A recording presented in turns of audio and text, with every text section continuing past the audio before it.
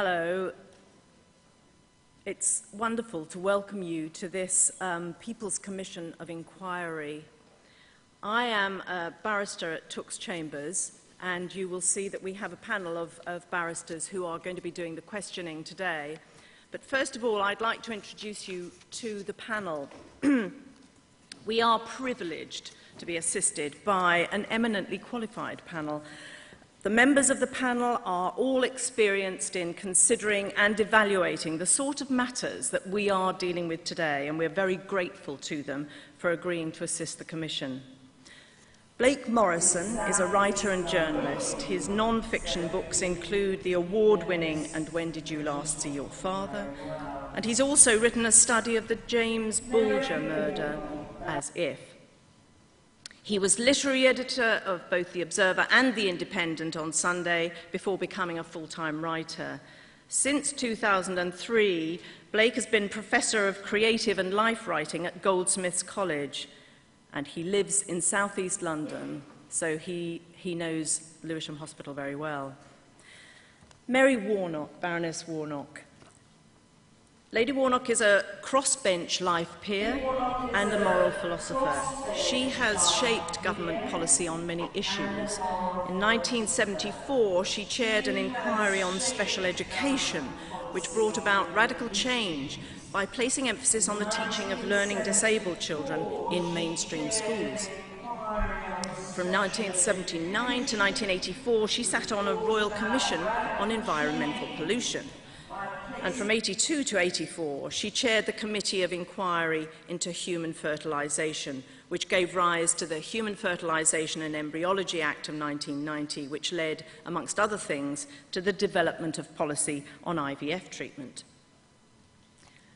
And the chair of our panel, Michael Mansfield QC, and the head of my chambers.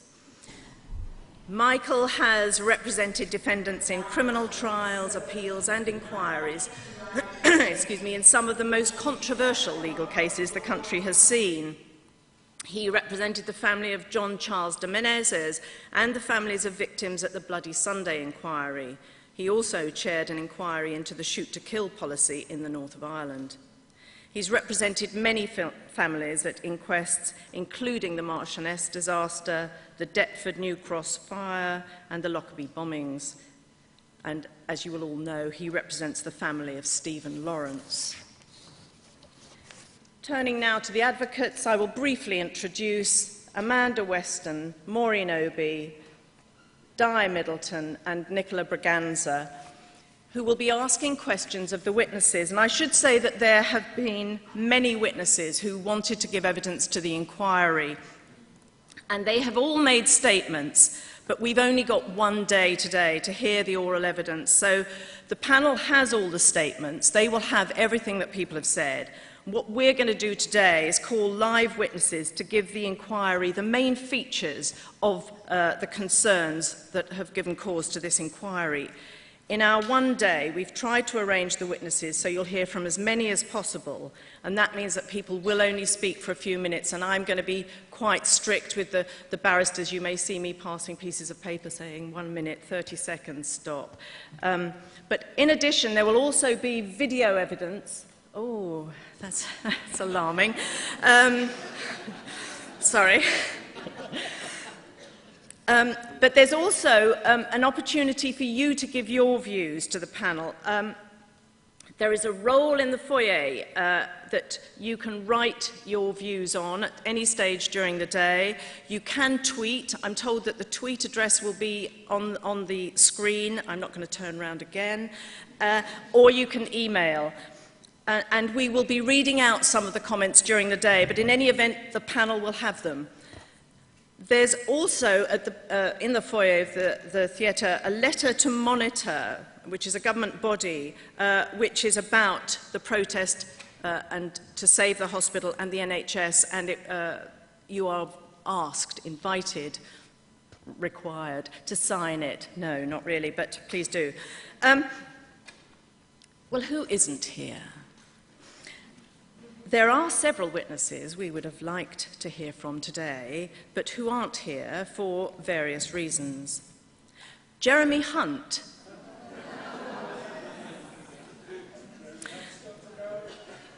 was invited, but he hasn't had the courtesy to reply. He has an advisor, Bruce Keogh. He's not here. He changed his email address. Because they're not here, their words, things that they have said or written in Parliament or in letters, for example, those words will be read by an actor, Tim Preece, and Di, second from the right there, is the person who will be asking questions of Jeremy Hunt and Bruce Keogh. So when she rises to her feet, you will know what's coming. But before we begin the day's evidence, and we've got some illustrious witnesses to hear from, I think it's going to be a really interesting day, I'll hand over to Michael Mansfield for some introductory comments. Thank you.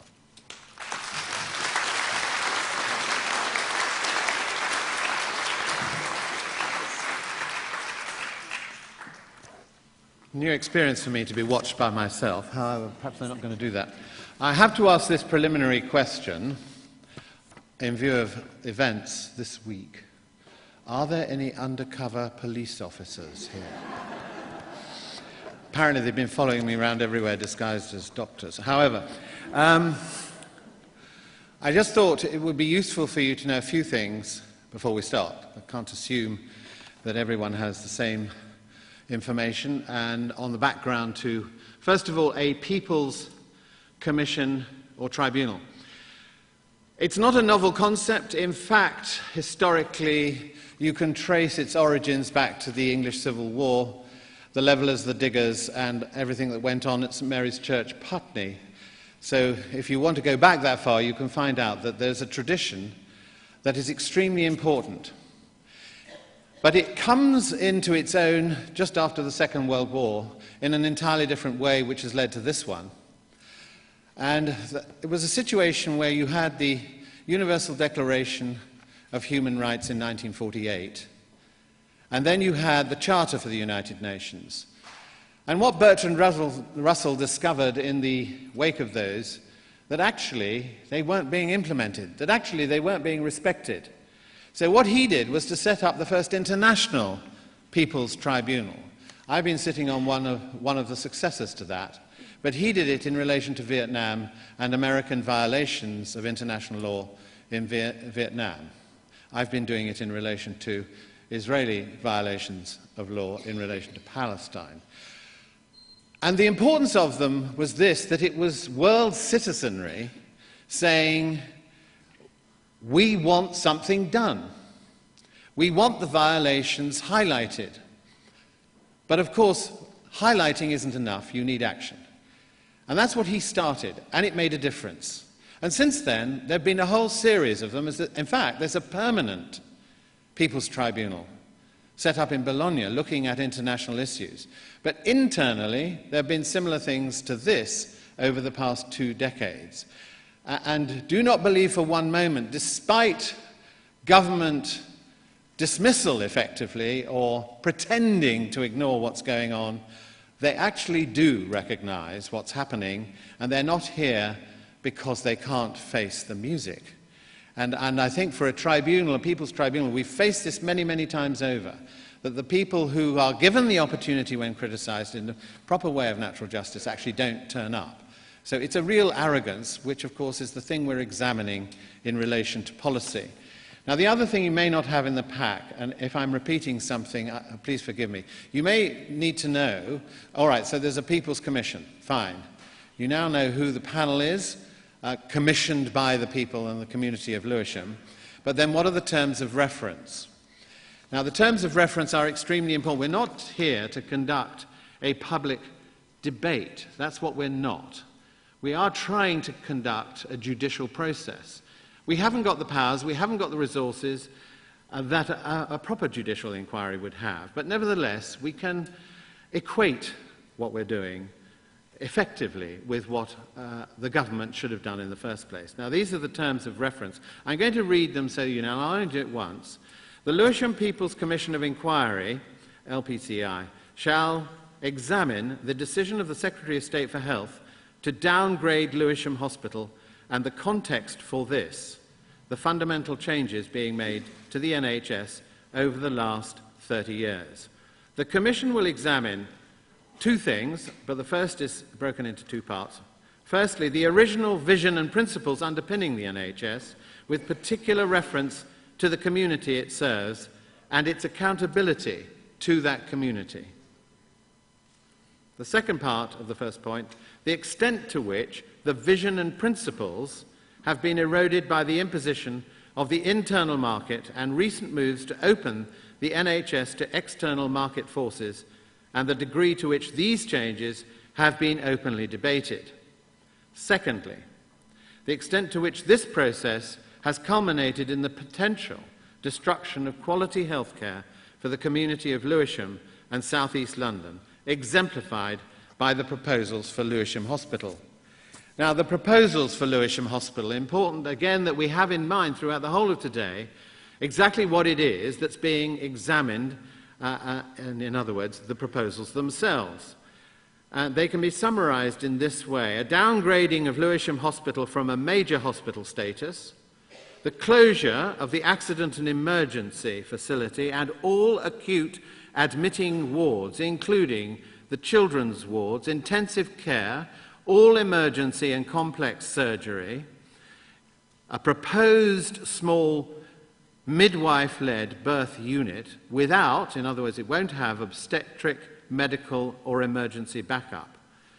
The plan, in fact, effectively is a sell-off of 60% of the Lewisham Hospital estate. So those are the proposals that you have to have in mind. And may I indicate that this has to be set against an even bigger background. I just want to go back, before I finish, to the principles that were set out in the United Nations Declaration of Human Rights. We're dealing with a very fundamental human right. And it's easy to say it, it slips off the tongue and so on, but this was a framework that was fought for over hundreds of years. Back before that, the League of Nations, and before that. And one of the rights has been enshrined in a subsequent covenant, the International Covenant on Economic, Political and Cultural Rights. Now this is extremely important, this covenant, because it was brought about in 1966. The United Kingdom signed it in 1968 and they ratified it in 1978. Article 12. It's important to have these sort of texts because if we as a panel are going to be challenged, or anyone else is going to be challenged about the fundamental basis or an existence of something like this exercise, Article 12 behoves those who signed and ratified, including the United Kingdom, to create conditions to ensure health care for all. Very simple proposition. And there are 4 A's that are attached to that. In other words, if it's going to be ensuring access to healthcare for all, it's got to be available, it's got to be accessible, it's got to be affordable, and it's got to be acceptable. Those are the 4 A's. They're not the same as the 4 government criteria which were set down by the government for their proposals for Lewisham and South East London. And may I just touch on this? I think it's was up on the screen. Next week there's a judicial review where the High Court is going to be examining the legality of the decision, whether it was ultra-vires, intra-vires and so on, and also looking at those 4 criteria set down by the government, which will be mentioned during the course of today. For example, one of the criteria concerns consultation.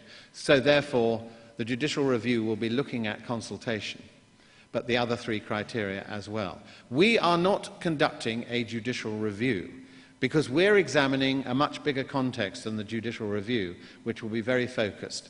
But the 2 are obviously allied. They're both related to each other, and I obviously would ask any of you here today who've got the time to go to the judicial review and listen to the arguments there. They will also be hopefully as informative as what you hear today. And I will endeavour not to intervene too much because we have excellent advocates to my left who will be trying to focus all the witnesses. And we do appreciate and thank all the witnesses for coming, and we know there's a lot to say, but obviously we've got to try and keep it within the time constraints. Now, at the very end of the day, I'll have a few comments to make, and then the three of us will sit down and work out the parameters of a report that will be issued as quickly as we can do it, but we will make some kind of statement at the end of the day once we've heard everything that is going to be presented to us. A lot of it will obviously be in written form. Thank you.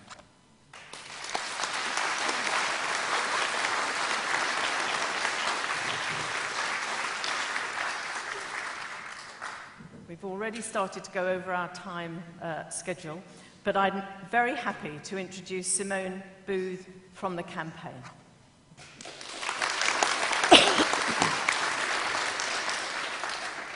Good morning, everyone, and thank you very much for being here today.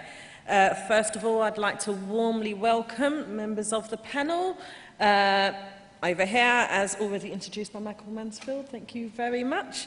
And also we have Baroness Warnock, and we also have, sorry, I'm terrible, Blake Morrison as well on the end here. And thank you very much to Tooks barristers for being here also. On behalf of the campaign, I'd also like to welcome you all for participating and being here today as well. As I said, my name's Simone Booth, and on the introduction, as you've heard, I am a local resident. My family have lived in Lewisham, literally metres from the hospital, for over 55 years now. Many of my relatives were born in the hospital, and some of them had their last moments of life in Lewisham Hospital.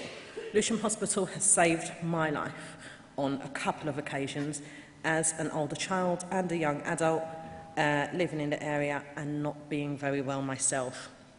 It saved the life of many of my relatives and many of my friends as well. This is why when we heard the proposal to downgrade the hospital, so many of us felt so strongly. 15,000 of us marched after bare weeks of the campaign launching in November last year, followed by 25,000 of us marching in January of this year, in the cold, in the mud, in the rain. 55,000 of us have signed petitions, have marched on Parliament, have written letters to Jeremy Hunt, to the Special Administration, and we've not been heard. As I said, many of my relatives, many of my friends, my own life have been saved by the services at Lewisham Hospital, A&E and Maternity, and we wouldn't be here, I would not be here speaking to you today if it wasn't for those services.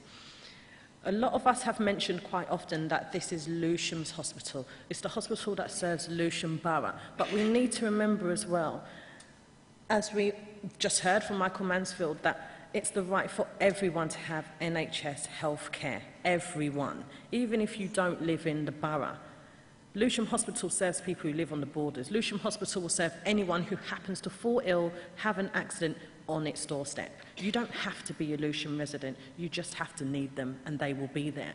So the idea that this service would not be here in the future absolutely terrifies me, and I know it terrifies many of you, which is why we're here today, which is why we're all so involved. So because of this, we will carry on the campaign until we are heard. We haven't been heard as of yet, but we're not going to stop. We have no intention of stopping, no matter how tired we are, no matter what other direction we're being pulled in, we will be here until the bitter end. If Jeremy Hunt, not that I'm wishing any ill harm to him at all, but if he would happen to have an accident in Lewisham, I'm sure he'd hope that there'd be an A&E there. Possibly not a maternity, as he's a gentleman, but I'm hoping that he would hope that there'd be an A&E there to serve him, just like we want an A&E there to serve us. So I hope you all enjoy what's coming today. I hope you all remain to be involved, and I hope I see you all in the future, in future campaign activities. Thank you. Thank you very much, Simone. And now, Lewisham Mayor, Sir Steve Bullock.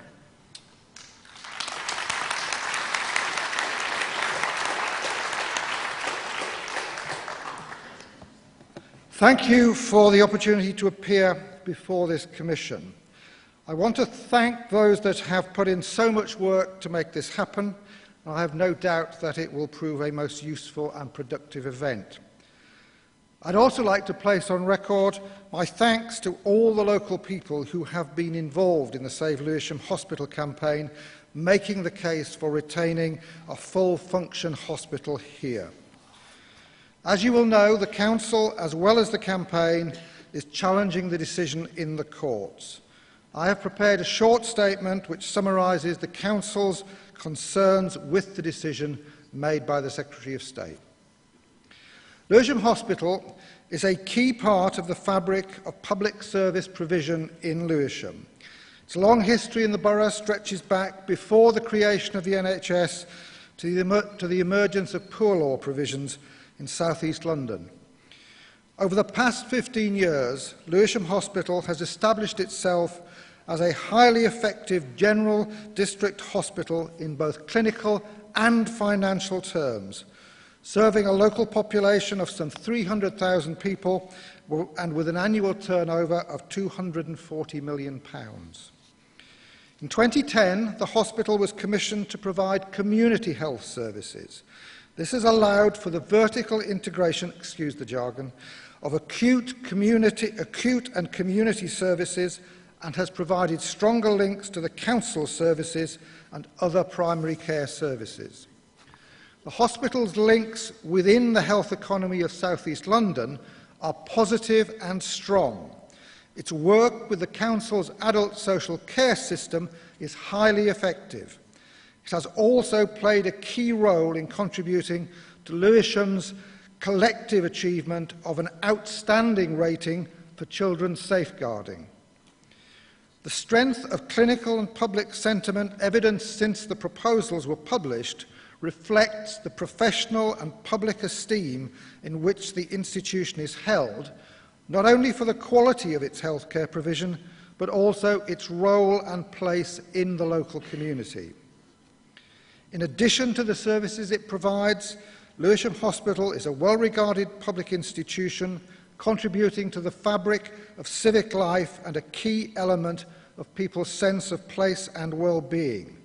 The hospital is a major local employer and acts as a hub for volunteering and community activities.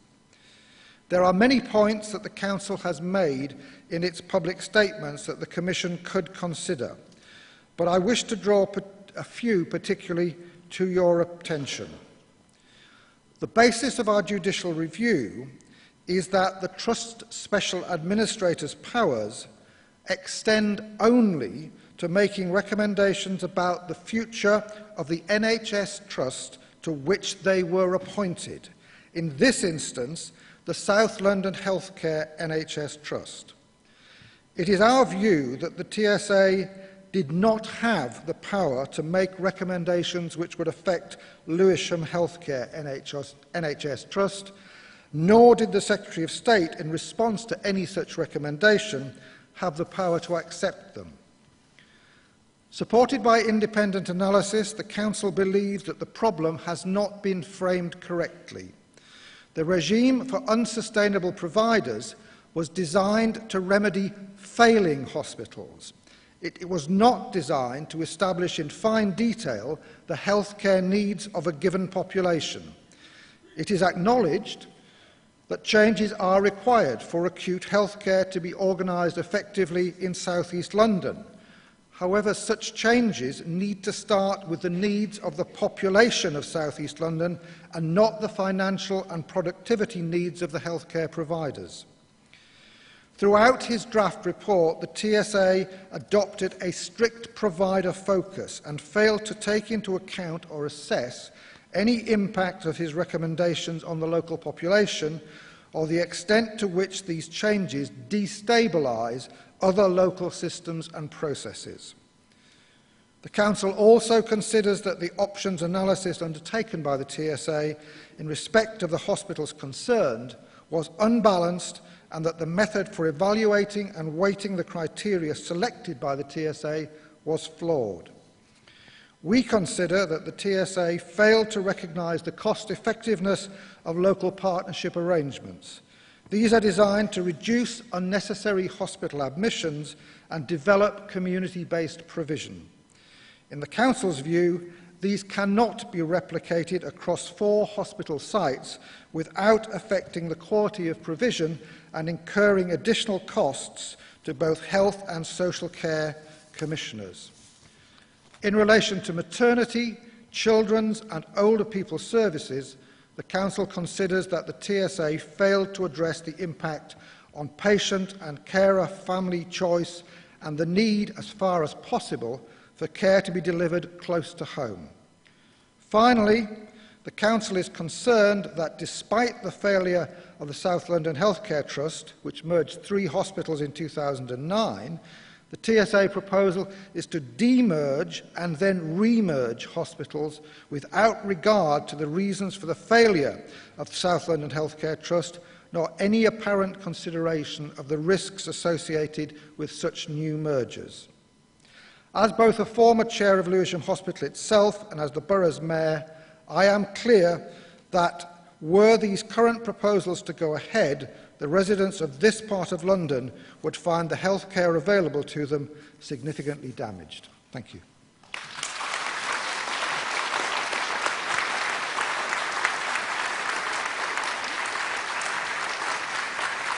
Thank you.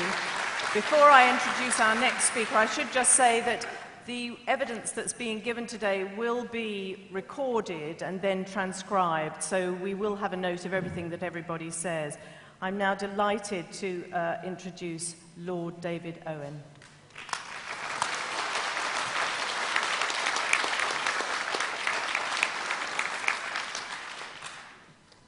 I've been asked to talk about the wider implications for the NHS.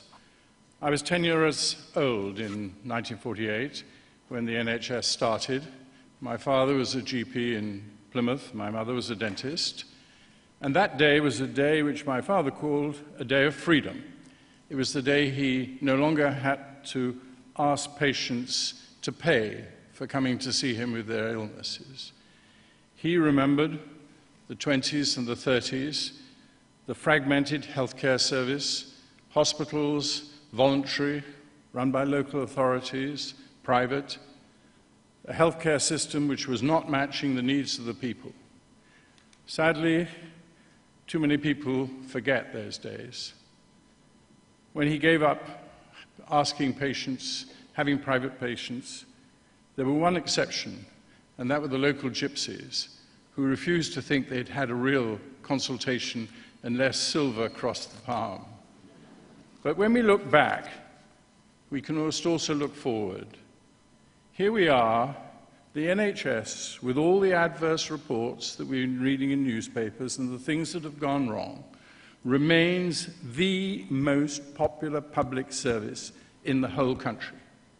Not only is it popular in this country, it is admired across the world, and its record of achievement of cost-effective care is remarkable. We pay a lot less than most countries in a sophisticated world of healthcare, and we get a better service. It's extraordinary, really, when you look back to this achievement, the greatest social achievement, in my view, in post-war Britain. And here we are in 2013, looking at a situation where the NHS will, unless something changes within the next few years, be completely and totally changed out of all recognition. Don't forget that. This legislation that came in 2012, 457 pages worth, 309 clauses, larger than an Aaron Bevan's existing NHS legislation, is a serious, sustained attack on the very principles and ethics of the National Health Service. My wife's American. She came here 43 years ago. She blesses the National Health Service. We, like most families, have had some serious illnesses. I'm here in part because my 3 children all live in South London and use this hospital. We went on the march, my wife and I, with 2 of our grandchildren, both of whom had used the hospital. But this is not a NIMBY. not in my backyard issue. This is not against closures of hospitals. I trained as a doctor at St Thomas's Hospital. I did my midwifery training at the Lambeth Hospital, closed, and thankfully closed. My first job was in the Royal Waterloo Hospital, closed because of new provisions. I'm not against the fact that hospitals have to close, that there has to be reconfiguring. But I am very against the proposals that have been put forward in this way and as it affects Lewisham Hospital. Now, it's not for me to make here the judgments about this, but I do want to draw attention to an extremely important report that has just literally come out. It's not even finally completed. This is the first objective study of what has been done or being attempted to be done here in South London. And it's an academic, not a political document. You will later hear from Professor Alison Pollock of the Public Health Research and Policy Department at Queen Mary University in London. What this shows is that what we are discussing here and what has been evaluated by this Commission has a direct relevance to the National Health Service future. Are we going to just accept the marketisation of the health service? Are we just going to accept that the health service can be taken from us? Just remember this. No Conservative Prime Minister, Winston Churchill right through to John Major, have wanted to change the health service. The one that did, Margaret Thatcher, looked at the issue and found it politically too toxic to make the changes. It was only in 2010, after an election in which we were promised by the now Prime Minister that there would not be another top-down reorganization, have we been faced by this legislation. With no democratic mandate whatever, they're trying to take away a statutory, a legal obligations of the Secretary of State for Health to provide a comprehensive healthcare system. These are fundamental and important changes, but they have repercussions. Those changes are being seen here in South London. And what you are trying to assess today, and what the Judicial Review will start looking at on Tuesday, has profound implications for what will happen to the NHS up and down the country. We've already seen one judicial review in Leeds. It was mainly about paediatric cardiology. And what do we find? That the review threw out the government's proposals because their facts were wrong.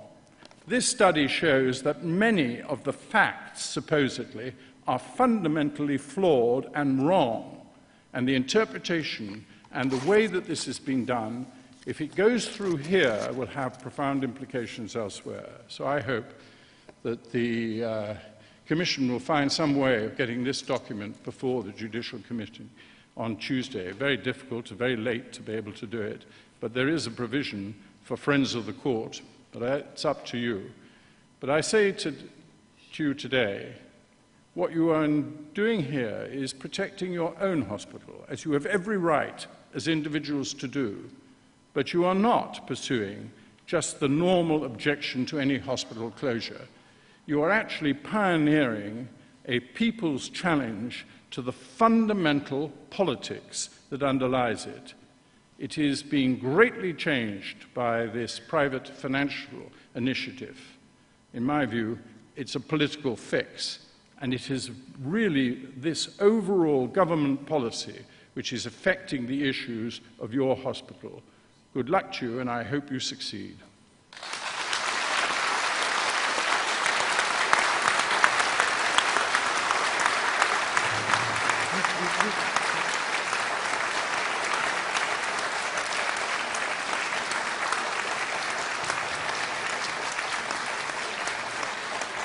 Thank you very much. We are now about to start hearing evidence from the live witnesses. Some of our witnesses will be giving their evidence at the front of the auditorium. They will then be followed by some witnesses who will give us information about the history of the changes in the NHS. But first of all, Nicola will be asking questions of Sally and Dion. Yeah? Okay. Right. Could you both give us your name, please?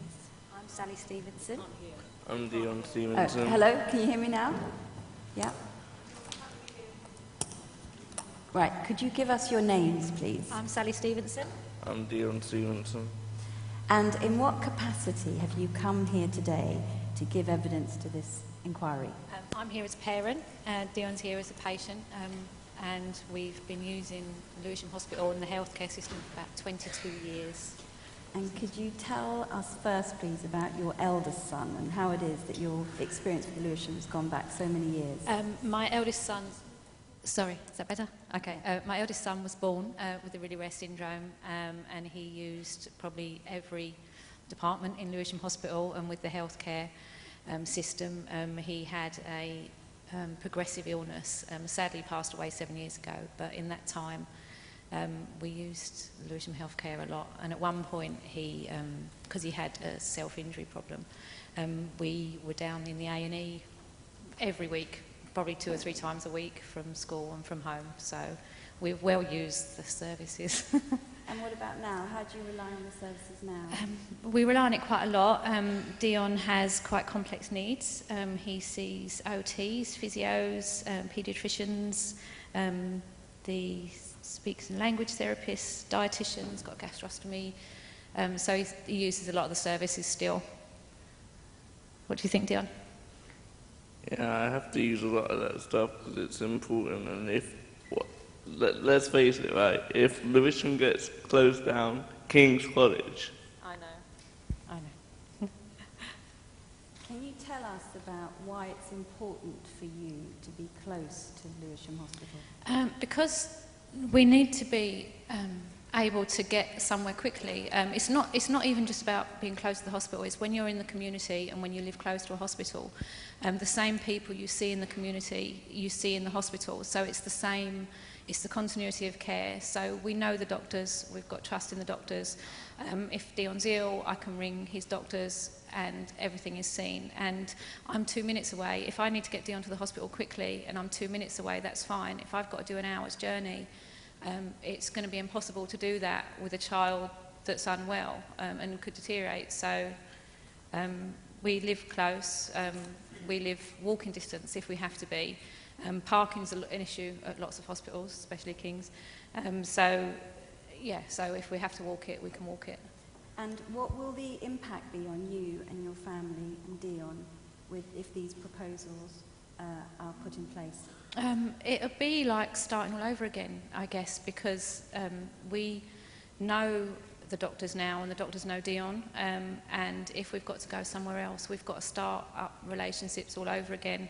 And also, if I do have an emergency, then I'm a long way away, and it's taken away a safety net, really. Having somewhere close is like what makes you feel safe and secure, knowing the doctors as well, but being close by matters a lot. What about you, Dee? If you don't know the doctors, then how are they meant to know if you're not well or if it's serious or not? How can they judge if you don't know them? And how do you get on with the doctors that you work with and that help you at the moment? And any particular doctors? It's basically like trust. That's all it is. You just trust the doctors. That's how they know you. That's how they know what they're saying is right, because you know them. He's got a very good relationship with the doctors he knows. They have a relationship where they can banter and they know each other, so Dion feels safe and secure. If I have to take him somewhere he doesn't know a doctor, he has lots of questions about who it's going to be and everything else, whereas if we're going to Lewisham and the doctors he knows, he doesn't have to ask those questions. He feels safe, and I feel safe. And finally, if Jeremy Hunt were here today or is watching this, without using any expletives, if he's watching this, what do you want to say? I'd like to say that he should stop putting money before my children. I think the last thing I worry about when I'm rushing one of my children to hospital is whether or not it's going to stretch NHS resources. We do our jobs as parents, we look after our children, we make sure they're well, we do what needs to be done. So he should do his job and make sure that they've got adequate and close-by healthcare should we need it. And Dion, is there anything you want to say? Be kind. He just needs a reality check. Yeah, I think that's a good note. Thank you very much. Thank you.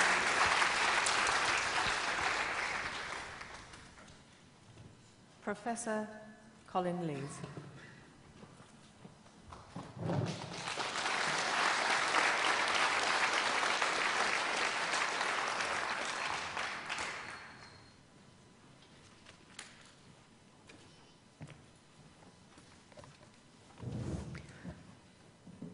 Professor, for the Commission, could you just give your full name and your qualifications? My name is Colin Temple Lees.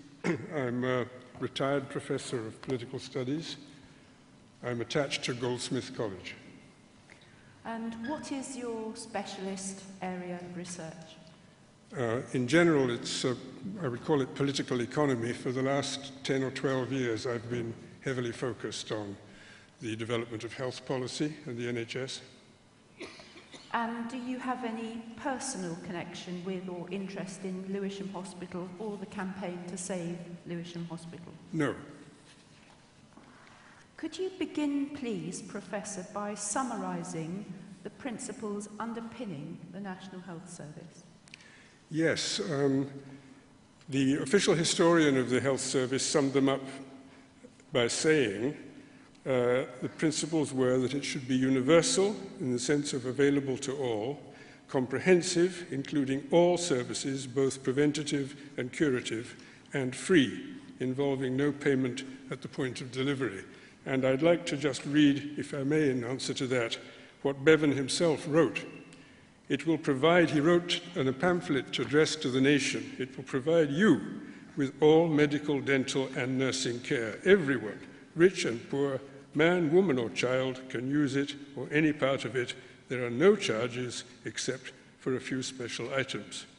But it is not a charity. You are all paying for it, mainly as taxpayers. Thank you, Professor. What do you say is the importance of accountability to the community in maintaining public confidence in the NHS? Well, I think we had a perfect example of it just now. There's really no more to say about that. I would add that the removal of the responsibility of the Secretary of State for providing the service means that the chain of accountability we had through elections, through ministers, through Parliament, has now been broken. Can you just explain to the Commission how the chain of accountability previously worked? How? The chain of accountability. Yes, well, the Secretary of State was responsible to Parliament for provision of the health service, and we elect Parliament, and therefore he was accountable to us in that way. There were other mechanisms built into the health service, but that was the principle, the fundamental one. How has that changed? The Secretary of State is only now responsible for promoting the health service, and the people actually responsible for operating it are NHS England in England. I'm speaking now about England and not Scotland, Wales and Northern Ireland. In England, the NHS England, which is a bureaucratic branch in effect of the Department of Health, but has a body appointed by the Secretary of State, but is not accountable to the Secretary of State, and Monitor, which regulates the market, which again is appointed by the government, but not accountable to it. It's an independent monitor like Ofgem and so on. When were those changes introduced? The last change about accountability comes with the Health and Social Care Act of last year.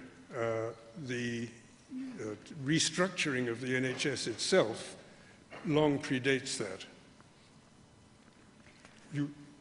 To your knowledge, was there informed debate about the fundamental nature of that change to the chain of accountability at the time of the passing of the bill? I don't think there was. As Lord Owen rightly said, we were promised in the last election no more top-down changes.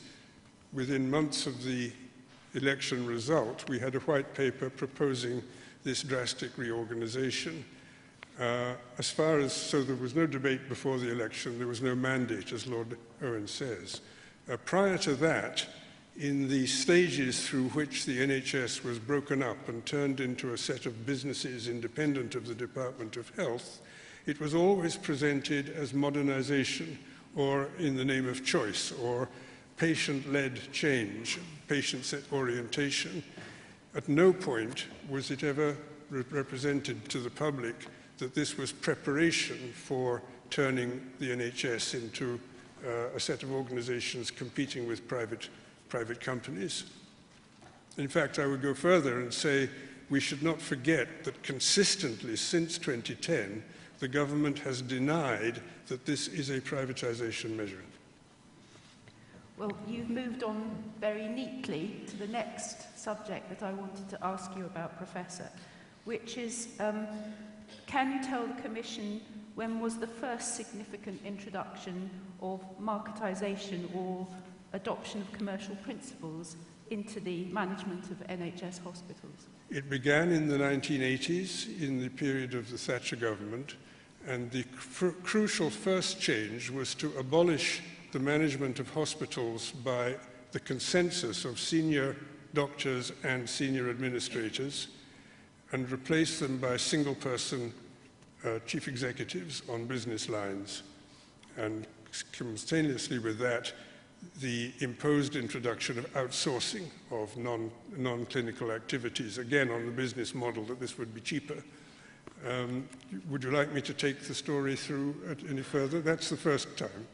That's helpful. Yes, if you could move us through in time to the incremental changes. Well, very quickly, the 90s saw the creation of trusts so that hospitals ceased to be run essentially from Whitehall through various structures and had their own boards of directors appointed by the government and were increasingly required to operate their finances on a commercial basis. They were given block grants, but they had to try to they had to balance the books, taking one year with another. So this was to train them to think commercially. And you had an internal market in which the money they got was given to them by other branches of the government. And then finally, in the decade beginning in 2000, you had the transformation of trusts into foundation trusts, which essentially are cut loose from the Department of Health. And when they're allowed to borrow on the private market, form joint ventures with private companies, and on the other hand, if they get into financial difficulties, they no longer can rely on the Department of Health to plug the gap. So essentially they, at that point, become independent businesses forced to compete with whoever is offering them competition in the market. And the market was opened up through the middle of the decade 2000 to 2010 by the introduction of the first private providers of clinical services. That had been an absolute taboo down to that time, and it was introduced under the Labour government of Tony Blair.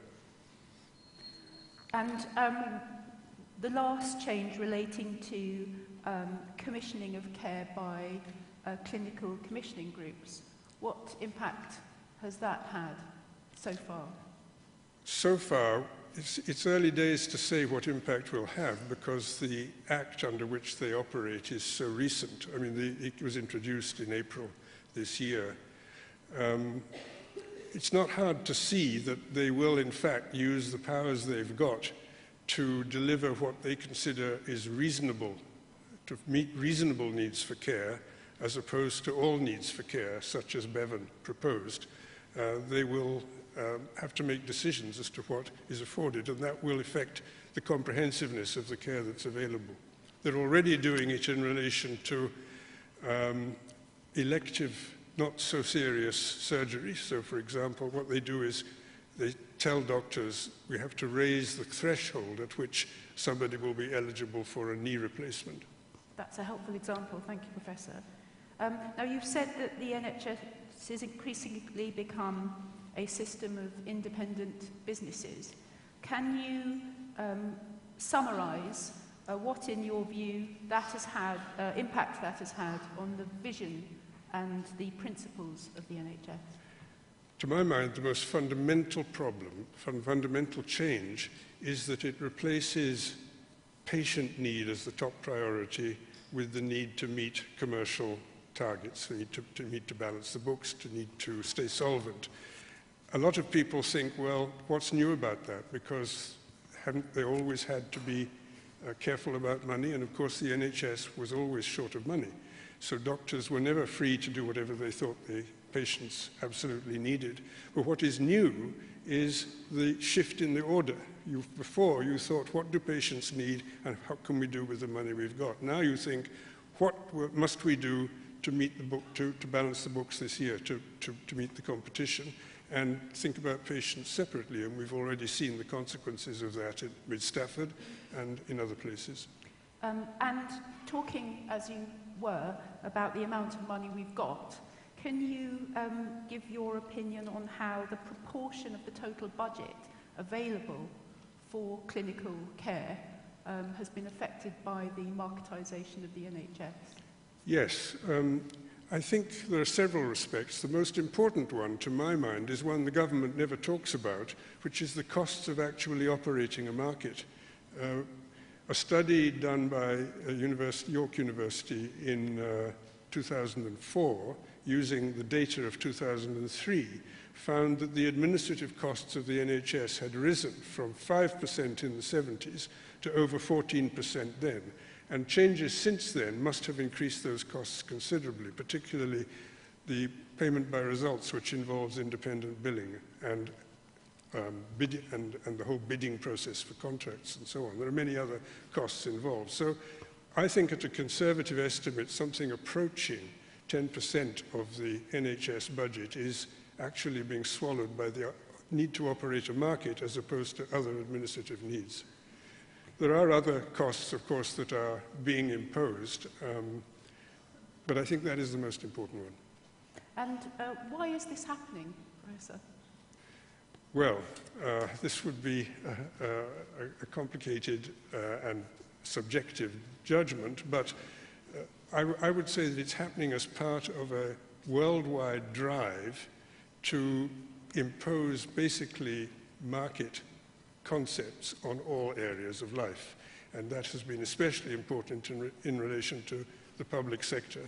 The public sector appears to the people who think in market terms as inherently inefficient, because it is not, above all, driven by efficiency concerns, but by the need to meet patient needs. So would you say it's ideological? Excuse me? Would you say that was ideological? I would. What impact do you say that these changes have had on accountability? As I said before, I think there's a radical loss of formal accountability because the Secretary of State, who is answerable to Parliament, which we elect, can now say, well, it's not my work. I didn't do this. Look elsewhere. This is now regulated by a market, and the market is supposed to meet your needs by the price signals, by what people want will get met by the people in the market. We know from a wealth of studies that that does not happen, and indeed Gordon Brown, relying on an important Treasury document that has conveniently been forgotten in 2003, made a speech in which he pointed out that markets will never deliver healthcare if the healthcare is for all. Of course, markets can deliver wonderful healthcare for the rich and lousy healthcare or none for the poor, but they will, to deliver good healthcare for all, which is what Bevan wanted, they won't do it, they can't do it. One last question, Professor, if I may. What measures have the government taken, in your view, to ensure that there is meaningful debate about the fundamental impact of these changes? None. Professor, I'm very grateful.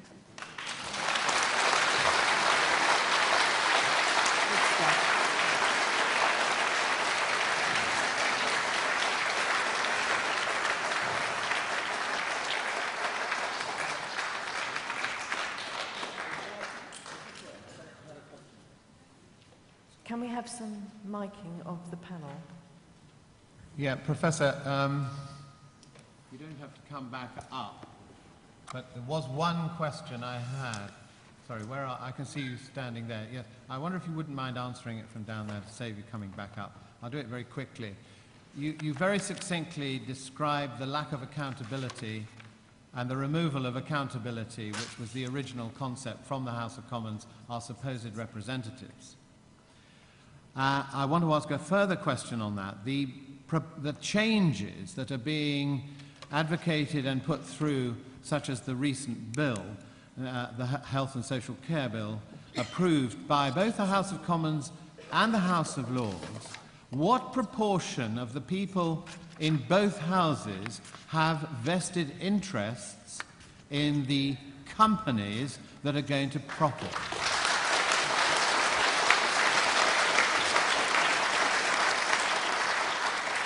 I'm sorry I can't give you a figure for the House of Commons, but it's available. I could find it out. If the panel would like to know, I could provide that information. One of the think tanks that study these things, NGOs, has counted 145 peers who have interests, financial interests in healthcare provider or health service, various types of service provider companies. And does that cross, as far as you're aware, Yes, the political divide? it does. Would you be very kind to provide the Commission, if you're able to ascertain, the figures in the House of Commons? I shall try, certainly. Thank you.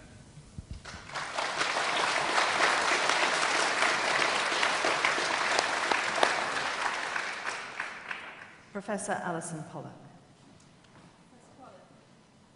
Professor Pollock, could you give, first of all, an outline of your expertise? I'm a Professor of Public Health Policy and Research at Queen Mary University of London. I trained in medicine and then I trained in public health. And so for the last 20 years, as part of my work, I've been looking at the effect and impact of privatisation on the NHS and government policies. And one big area of work has been looking at public-private partnerships, as they're called, or the effect of the private finance initiative across the public sector, but particularly in healthcare. I'd like to ask you first about private finance initiatives, and in particular a report that you've prepared, PFI and the National Health Service in England, together with David Price, Senior Research Fellow, and that's dated June this year. And in particular, the report sets out that by April 2009, 101 of the 133 new hospitals built between 1997 and 2008 or under construction were privately financed. And it sets out that by April 2011, across the public sector, more than 700 PFI contracts had been signed in the UK with an estimated capital value of almost 50 billion in England alone, and annual repayments estimated at 8 billion for 30 to 60 years. Now, what is the consequence of that? How has PFI featured in large NHS projects? Hands up, everybody who knows what PFI is. Okay, everybody does, good. PFI, instead of the government doing the borrowing or using taxes, and governments can borrow very, very cheaply indeed, they go to the private sector and they ask the private sector to do the borrowing. So they're borrowing through banks and service operators and equity investors. And the whole problem with going down that route is it's very, very expensive. So the cost of private finance is incredibly expensive. So the government borrows the money, but the problem is that the hospital trusts are left with the debt. And these are 30-year contracts, and there's often extended to 60-year contracts. So the hospitals have to service the debts from their operating budgets. Do you want me to say some more? And this is a very expensive way of borrowing money. Research by Jim and Margaret Cuthbert have shown that for every single hospital designed and built and that's operating for the next 30 years, we're actually paying for 2, but we're only getting 1. And in some cases, we're paying for 3. So if you can imagine 2 or 3, like Bart's is my hospital, it's a PFI trust. We could have had 3 of those, but actually at the moment we're only getting 1. So that tells you how expensive it is and how lucrative these deals are for bankers and the investors. And that brings me to the next point, which is what is the accountability in the PFI contracts? Well, one of the big problems with PFI is that the contracts are commercial, and often they're commercial in confidence, and neither the government nor the commercial contractors have an interest in revealing these contracts to the public. So they remain secret, and even Parliament and the select committees have had extreme difficulty trying to get an understanding of how much exactly the banks that we're paying. So we don't know quite how much interest we're paying and what the returns are to the investors and all the other beneficiaries. So they're commercial in confidence, and they've not been opened for public scrutiny. And following on from that, within your report you refer to the fraudulent manipulation. What do you mean about that? Well, one of the ironies is that some of the banks that we bailed out in 2010, like the Royal Bank of Scotland, where we poured in billions of pounds, we poured in hundreds of billions of pounds to these banks. So these are banks which in theory we own, are actually rebuilding their balance sheets on the back of PFI because they're still continuing to charge the public sector hundreds of millions of pounds in excess interest charges, and many of these banks also have equity stakes, so they're making extraordinary returns on their investment. And the chair of the Public Accounts Committee, who's a Conservative, called it the unacceptable fate of capitalism. So high are these returns. So this is a really significant issue that the banks have been investing heavily. They're rebuilding their balance sheets, but they were also implicated in some of the fraudulent manipulation of the interest rates. So if you think about it now, what's interest rates are about 0.5%. So government borrowing would be about 1.5% or 2%. And now on these PFI schemes, we can be paying anything from 6% to 15%. That's just on the interest. So, and of course, there's a real issue as to whether the banks were actually manipulating and fixing the interest rates in the run-up to signing off some of these PFI deals. And these are questions that remain there and have to be answered. Thank you. I want to now move on and ask you about the TSA report and the report, the analysis that you've just completed.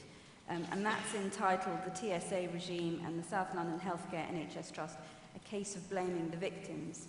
Now, essentially, well, first of all, yes, TSA, what does that stand for? Oh, the Trust Special Administrator. And as a result of your analysis, what have you found to be the main consequences of that report? Yes, originally I'd started off just looking at the national PFIs, but in the last couple of weeks it became very evident to me there was a bigger story going on in South London. And what our report really shows is that the way in which the problems of South London are being driven by central government policies, which include the Private Finance Initiative. So the government has landed South London Healthcare Trust, which includes Greenwich and Bromley, with enormous debts, an unaffordable situation that they can't get out of. And on the way here, the taxi driver said, the problem for Lewisham is if it's going to close, but it's the other hospitals in the area that messed it up.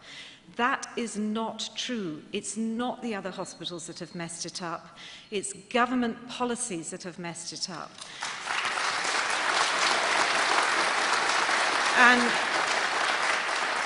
And what they do, the TSA has done, has decided to try and resolve the issues locally when these are national issues.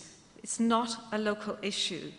So the national policies include the use of private finance, which is making the whole system unaffordable locally, because South London Healthcare Trust has not 1, but 6 PFI schemes.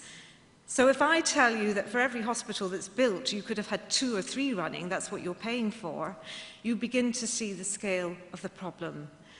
And the second problem is that other government policies include a deliberate policy of underfunding trusts. So trust incomes are falling while the PFI charges are rising. And PFI is very, very hungry because not only are we paying high rates of interest, the PFI charge is indexed to a measure of inflation. So the budgets for the NHS are falling, but the PFI charge is rising by about 4 or 5% a year.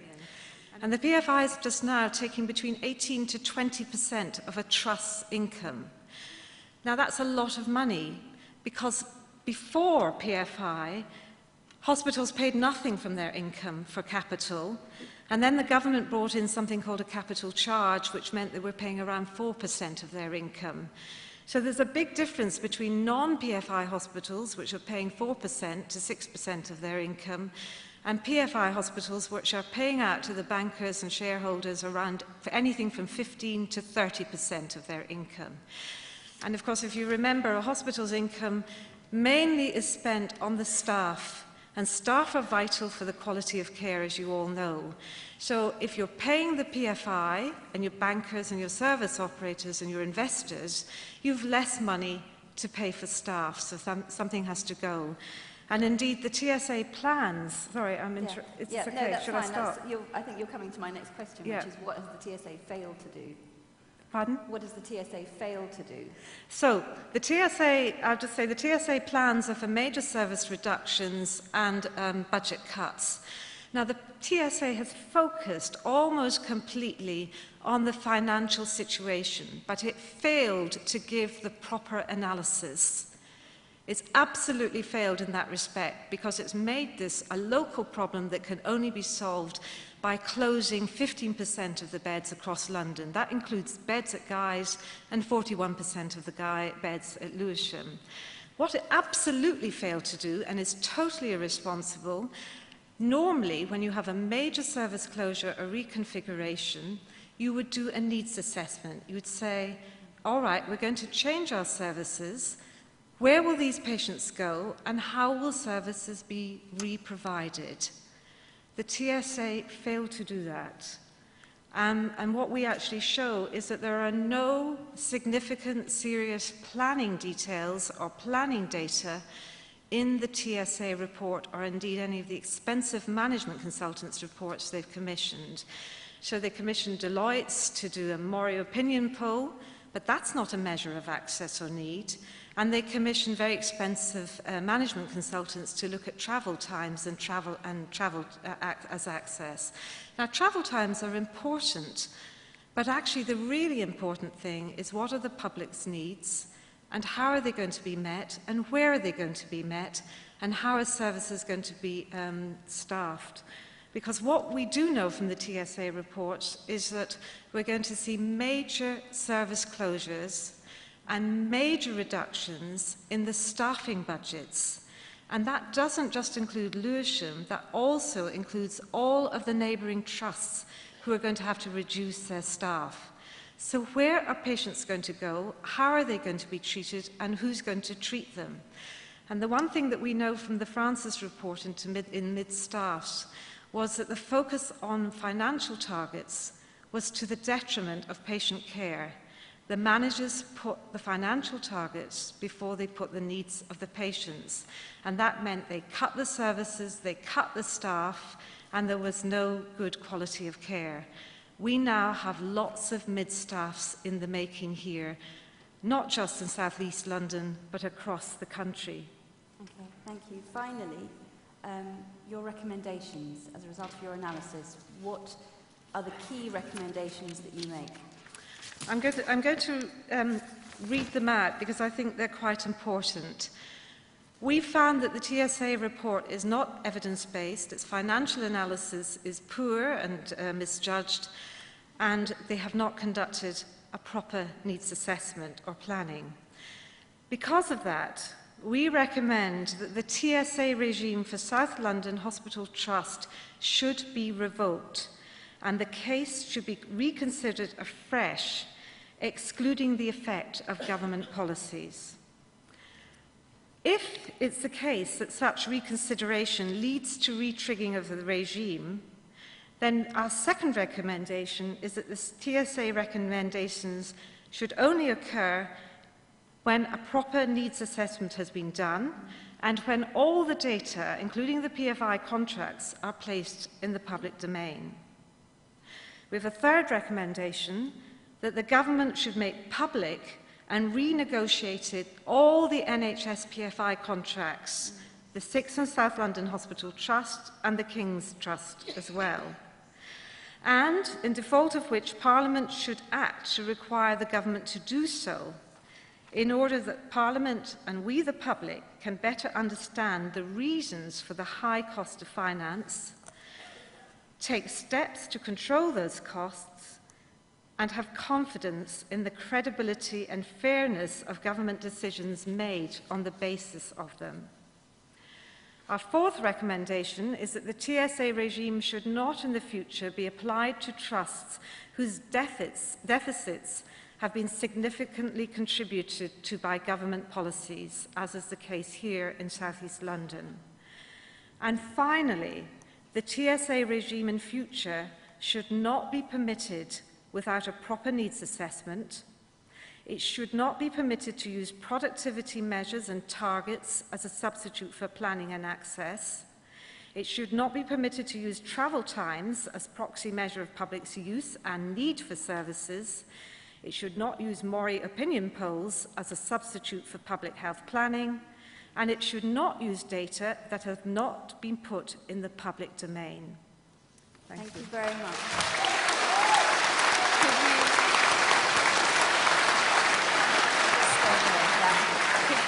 Question from the panel.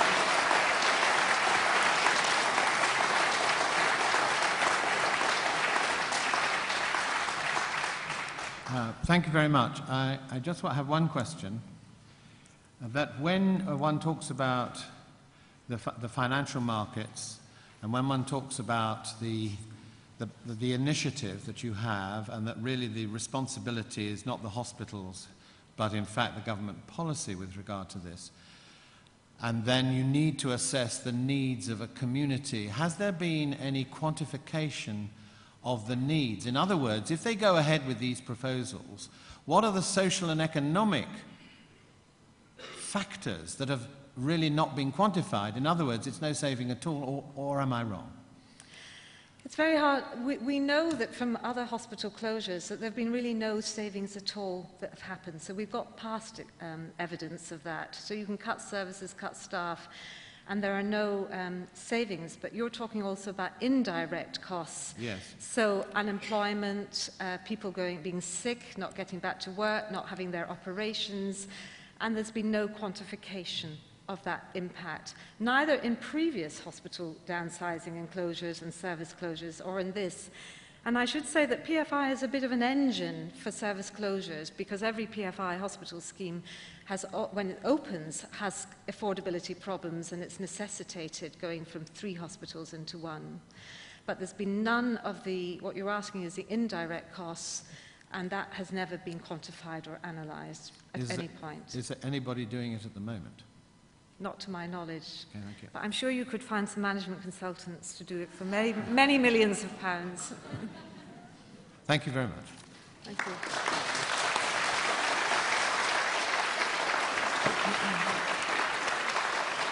Thank you very much indeed. We're going straight to the break, so don't forget there's the roll of paper outside to write your comments, anything you've heard that's made you want to say something, that's touched a point. And if you could come back at 11:10, that would be very, very helpful. Thanks very much.